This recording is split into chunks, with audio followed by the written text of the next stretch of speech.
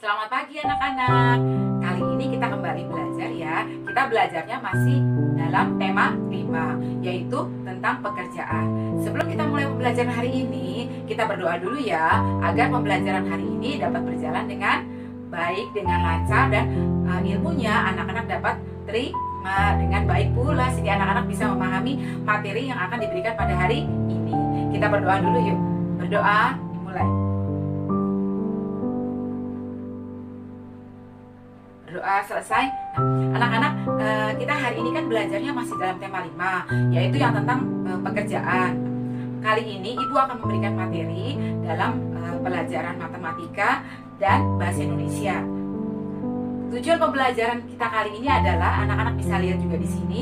Jadi tujuan pembelajaran yang pertama yaitu siswa mampu menyebutkan atau memahami urutan dari satuan panjang ya. Itu ada di dalam tujuan pembelajaran matematika. Lalu yang kedua yaitu siswa mampu mengubah satuan panjang.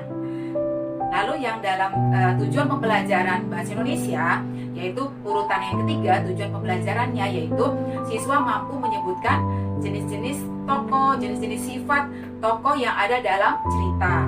Nah, yang keempatnya yaitu siswa mampu menyebutkan tokoh yang mempunyai sifat antagonis. Itu tujuan pembelajaran yang keempat. Lalu tujuan pembelajaran yang kelima, siswa mampu menyebutkan tokoh yang memiliki sifat protagonis. Ya, itulah tadi tujuan pembelajaran kita pada hari ini. Untuk kali ini tentang matematika, Ibu akan memberikan materi tentang ukuran satuan panjang. Nah, anak-anak bisa lihat di sini ukuran satuan panjang. Nah, ukuran satuan panjang ini anak-anak harus ingat. Menghafalnya, anak-anak boleh dengan menghafal seperti biasa. Seperti biasa, misalkan begini: kilometer, hektometer, dekameter, meter, desimeter, sentimeter, dan milimeter boleh. Atau mau anak-anak singkat, misalkan ya, kalau itu tadi terlalu panjang, misalkan mau anak-anak singkat, kucing hitam dalam karung, terus lalu Desi cantik mondar mandir gitu ya, boleh ya. Seperti itu juga boleh. Atau mau dengan lagu. Nah, lagunya ini pakai lagu anak-anak. Jadi waktu dulu anak-anak masih kecil-kecil ya, ada lagunya Naik-naik ke Puncak Gunung. Nah, jadi kalau kita nyanyikannya dengan lagu Naik-naik ke Puncak Gunung, kita nyanyikan dulu tanpa ada musik ya. Anak-anak lihat dulu cara Ibu menyanyikan. Oh, dengan lagu Naik-naik ke Puncak Gunung bagaimana sih gitu ya. Nah, seperti begini kalau menghafal ukuran satuan panjang dengan lagu Naik-naik ke Puncak Gunung. Kilometer, hektometer, dekameter, dan meter, desimeter, sentimeter, serta milimeter. Nah, seperti itu. Jadi dengan lagu Naik-naik ke Puncak Gunung. Sekarang kita coba dengan musik ya.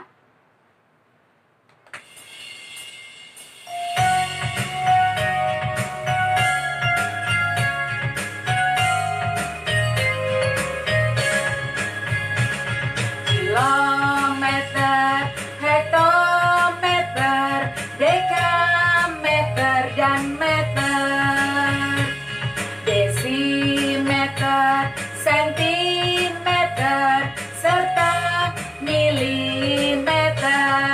Ya, itu tadi dengan lagu Naik-naik ke Puncak Gunung. Nah, itu kan tadi baru 1 kali. Sekarang kita coba lagi untuk 2 kali. Kita hafalkan lagu ukuran satuan panjang dengan nadanya nada lagu Naik-naik ke Puncak Gunung. Ya, semoga nanti anak-anak lebih mudah untuk mengingatnya. Yuk, kita coba ya.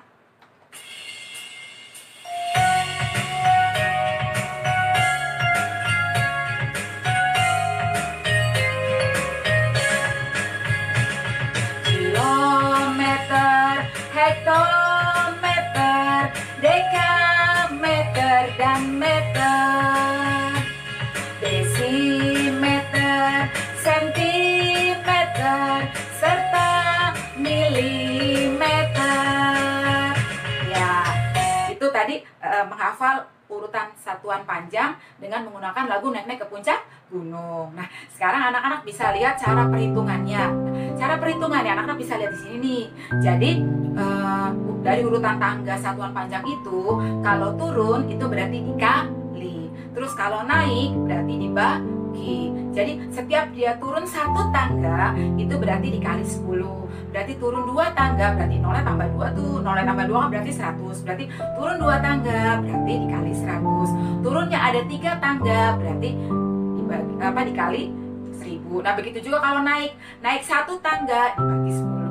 Lalu naiknya 2 tangga dibagi 100. Naiknya 3 tangga dibagi 1000. Nah, seperti juga anak-anak bisa lihat di contohnya. Jadi contoh yang ibu berikan di sini, contohnya kan adalah 1 kilometer berapa meter. Nah, dari kilometer ke meter turunkan tangganya, berarti dikali. Lalu tangganya dari kilometer ke meter, tangganya ada berapa tuh? Jadi anak-anak hitung kilometer, hektometer. Turun baru dihitung. Jadi bukan dari kilometer 1 berarti yang itu hektometer, bukan. Begitu dari kilometer ke hektometer turun 1, itu baru dihitung. Jadi kilometer, hektometer baru hitung 1 ya. Kilometer, hektometer, dekameter, meter. Berarti turunnya ada 3 tangga. Nah, turunnya 3 tangga berarti dikalikan 1000. Jadi 1 kilometer kalikan 1000 berarti 1000 meter. Begitu juga dengan pembagian ya. Seperti yang ada di contoh ini juga nih. Jadi pembagian contohnya begini. 26.000 meter berapa kilometer? Nah, dari meter ke kilometer itu kan naik berarti dibagi. Nah, anak-anak juga lihat tangganya ada berapa tuh dia naiknya. Tangganya kan ada 3 kan naiknya, berarti dibaginya dengan 1000. Nah, dibagi dengan 1000 jadi 26.000 dibagi 1000 berarti berapa? 26 kilometer. Nah, itu tadi contoh perhitungan dan contoh cara anak-anak menghafal ukuran satuan panjang. Nanti di pertemuan berikutnya akan ibu berikan latihan soalnya bagaimana untuk mengubah-ubah ukuran satuan panjang yang seperti yang contoh tadi kan kilometer jadi meter, terus meter jadi kilometer ya. Yang kali ini ibu belum memberikan latihan soalnya, baru ibu informasikan dulu ke anak-anak, memberitahukan bagaimana cara perhitungannya, lalu bagaimana cara menghafal ukuran satuan panjangnya. Nanti di pertemuan berikutnya baru ibu berikan latihan soalnya. Nah, itu tadi kita belajar tentang matematika ukuran satuan panjang. Sekarang kita belajar ke bahasa Indonesia. Nah, di bahasa Indonesia itu anak-anak kali ini belajarnya tentang sifat-sifat tokoh dalam sebuah cerita. Jadi jenis-jenis sifat tokoh dalam sebuah cerita, anak-anak bisa lihat di sini. Jadi ada apa saja sih sifat-sifat tokohnya? Sifat-sifat tokohnya itu ada antagonis, ada protagonis. Apa sih artinya sifat antagonis? Nah, sifat antagonis itu sifat yang tidak baik. Jadi tokoh yang memiliki sifat yang tidak baik dalam sebuah cerita. Misalnya tokoh itu mempunyai sifat pemarah, pendendam, pembohong, dan juga yang lain-lainnya sifat-sifat yang tidak baik. Lalu protagonis apa sih artinya? Protagonis itu artinya adalah sifat yang baik dalam sebuah cerita. Jadi tokoh-tokoh yang mempunyai sifat protagonis yaitu tokoh yang mempunyai sifat yang baik dalam sebuah cerita. Contohnya apa? Contohnya tokoh yang mempunyai sifat ramah tamah, penolong atau dermawan, lalu sifat yang jujur begitu ya, atau sifat yang lain-lainnya, sifat-sifat yang baik itu termasuk ke dalam sifat protagonis. Nah, di dalam materi bahasa Indonesia kali ini tentang sifat-sifat tokoh dalam sebuah cerita, ibu akan memberikan juga dongeng nih untuk anak-anak. Jadi dongengnya itu berjudul Ibuku Yang Ku Sayang. Nah, di dalam cerita ini nanti, di dalam dongeng ini nanti, anak-anak harus memperhatikan siapa saja sih nama tokohnya, lalu apa saja ya atau bagaimana ya sifat dari tokoh-tokoh tersebut. Karena apa?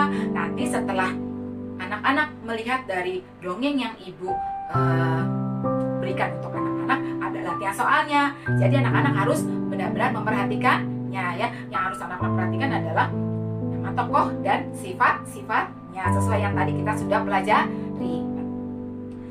Ibu akan perkenalkan dulu ya tokoh-tokohnya. Jadi di dalam cerita ibu nanti, di dalam dongeng ibu nanti ada tokohnya seorang ibu. Ini dia bernama Ibu Rani. Nah, Ibu Rani ini mempunyai 2 orang anak. Jadi anaknya itu yang pertama Anaknya seorang laki-laki bernama Randy. Inilah anaknya tokohnya nanti ya dalam dongeng itu. Lalu anaknya yang kedua seorang anak perempuan, anaknya bernama Tiara. Nah, anak-anak nanti perhatikan dongeng dari ibu ya. Di sebuah rumah yang sangat sederhana, tinggallah seorang ibu dan 2 orang anaknya. Ibu tersebut bernama Ibu Rani yang sudah cukup tua. Lalu anaknya yang pertama bernama Randy dan anaknya yang kedua bernama Tiara. Di suatu pagi, seperti biasa, kedua anak Ibu Rani akan berangkat ke sekolah.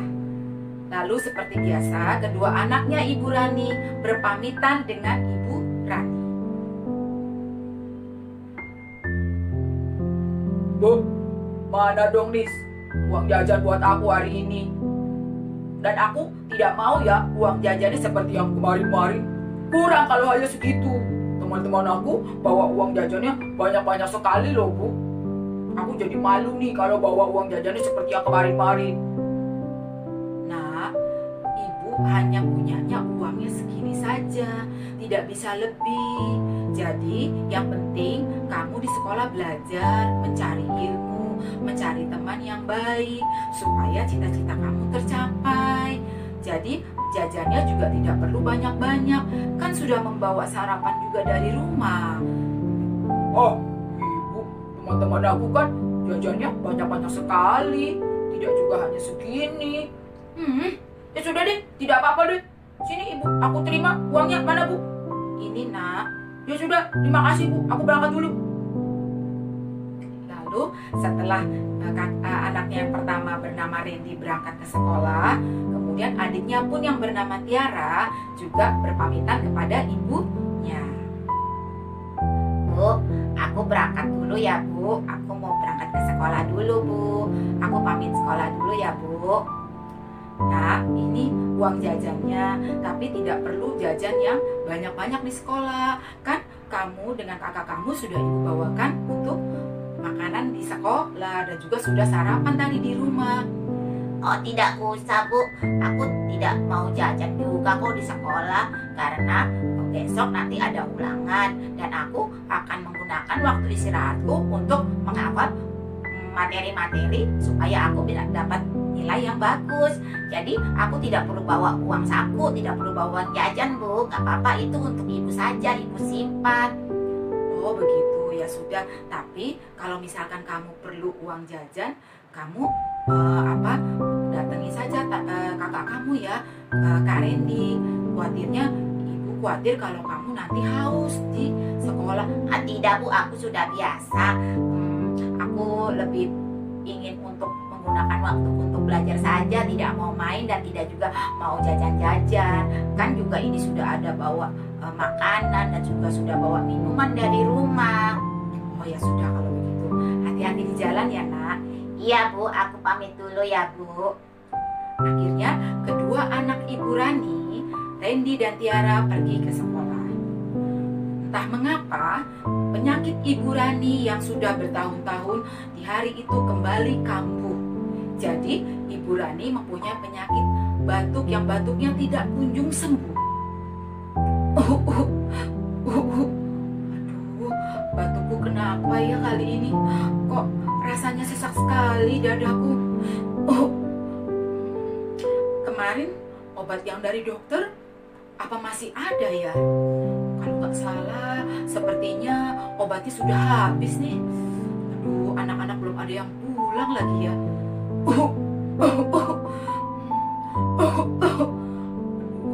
Sesak sekali dadanya.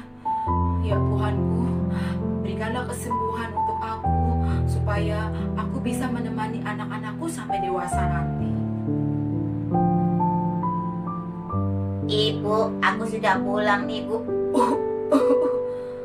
Iya nak, itu sudah ibu siapkan untuk makanmu di sana di meja makan. Tuh, Ibu kembali lagi batuk. Aduh, Ibu yang sehat ya. Ibu, aku sedih nih. Tiara sedih kalau Ibu sakit lagi. Oh ya, obat batuknya gimana Bu? Sepertinya sudah mau habis ya kemarin ya. Nanti coba deh kamu tolong belikannya di toko obat di dekat rumah ya. Sebabnya ini kok rasanya dadanya nggak enak banget. Aduh, tolong ya Nak Tiara, nanti kamu belikan sehabis kamu makan siang ya. Iya Bu, nanti aku belikan. Ibu yang sehat ya. Pokoknya aku selalu mendoakan ibu supaya ibu sehat, supaya ibu bisa menemani kami, bisa menemani aku dan Kak Randy dalam belajar, dalam segala hal. Aku pengen ibu sehat. Nanti aku belikan obat ya Bu. Aku makan dulu ya Bu. Iya Nak. Iya sudah sana, cepat kamu makan Nak. Udah ibu siapkan. Iya Bu, sebentar aku makan dulu. Di hari-hari selanjutnya, Tiara pun selalu mendoakan ibunya supaya ibunya cepat sembuh, agar ibunya selalu dapat menemaninya di dalam hari-hari selanjutnya. Ya Tuhanku, tolonglah ibuku, jadikan ibuku bisa sembuh kembali ya Tuhan. Aku yakin dengan doaku, ibuku bisa sehat, ibuku bisa sembuh lagi. Berikanlah kesehatan ya Tuhanku untuk ibuku. Sembuhkanlah ibuku dari penyakitnya, agar bisa menemaniku dan menemani Kak Randy. Dan jadikanlah Kak Randy juga sayang kepada ibuku. Kabulkanlah ya Tuhan doaku ini. Amin. Nah anak-anak, itu tadi cerita tentang dua orang anak yang sifat yang satu ada yang tidak begitu mempengaruhi bagaimana keadaan ibunya. Lalu sifat anak yang satunya lagi begitu sayang dan begitu perhatian kepada ibunya. Nah anak-anak sebaiknya jadi di dalam cerita itu tadi ya, anak-anak bisa mengambil hikmahnya, bisa mengambil intinya, bisa mengambil nasihat dari yang ada di dongeng cerita yang judulnya tadi Ibuku Yang Ku Sayang ya. Jadi sebagai seorang anak, jadi seharusnya anak-anak berbakti kepada kedua orang tua, selalu mendoakan orang tua supaya orang tua sehat, orang tua bertambah rezekinya, lalu apalagi supaya selalu berada dalam lindungan Tuhan. Lalu anak-anak di rumah pun juga membantu di rumah supaya di rumah rumahnya menjadi bersih, menjadi rapi, dan juga tidak lupa belajar. Jadi di sekolah belajar, di rumah juga mengulang lagi pelajaran supaya mendapat nilai yang baik. Nah, itulah yang biasanya diharapkan oleh orang tua. Nah, anak-anak, tugas anak-anak setelah anak-anak melihat dongeng yang tadi ibu sampaikan ke anak-anak, yang ibu ceritakan ke anak-anak, tugasnya anak-anak dapat lihat di sini nih. Jadi tugasnya itu apa? Tugasnya itu yang pertama, anak-anak harus menyebutkan jenis-jenis sifat tokoh dalam sebuah cerita. Lalu tugas yang kedua apa? Tugas yang kedua, anak-anak bisa menyebutkan nama tokoh yang mempunyai sifat antagonis. Lalu tugas yang ketiga adalah anak-anak harus bisa menyebutkan siapa nama tokoh yang mempunyai sifat protagonis. Nah, itu saja tugas yang ibu berikan di hari ini. Hari ini anak-anak sudah belajar tentang matematika ukuran satuan panjang dan juga sudah belajar tentang bagaimana sifat-sifat tokoh dalam sebuah cerita. Ibu berharap dalam pembelajaran hari ini anak-anak bisa mengambil materinya yang baik, lalu bisa mengambil isinya yaitu anak-anak harus dapat menghafal ukuran satuan panjang, dan anak-anak juga harus dapat mencoba untuk menghitung bagaimana jika satuan panjangnya itu diubah-ubah satuan panjangnya. Jadi memahami bagaimana mengubah bentuk satuan panjang, dan juga anak-anak harus bisa mengikuti seperti yang tadi ada di dalam dongeng, yaitu contoh seorang anak yang bernama Tiara. Jadi dia mempunyai sifat yang baik, yang berbakti kepada orang tuanya dan juga mendoakan orang tuanya.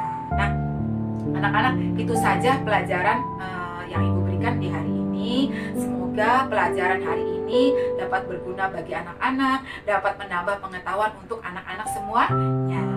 Sebelum pembelajaran ini kita tutup, sebaiknya kita berdoa kembali ya.